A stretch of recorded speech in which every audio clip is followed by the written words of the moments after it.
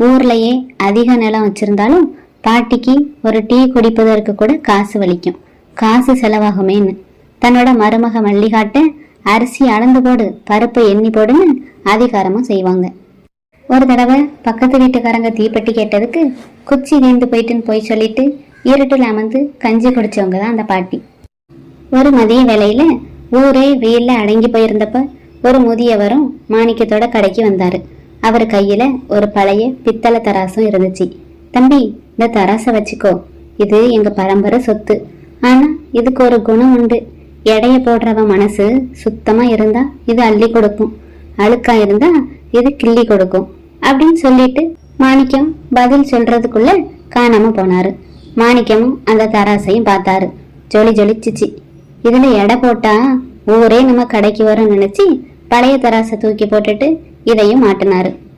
அப்பந்தான்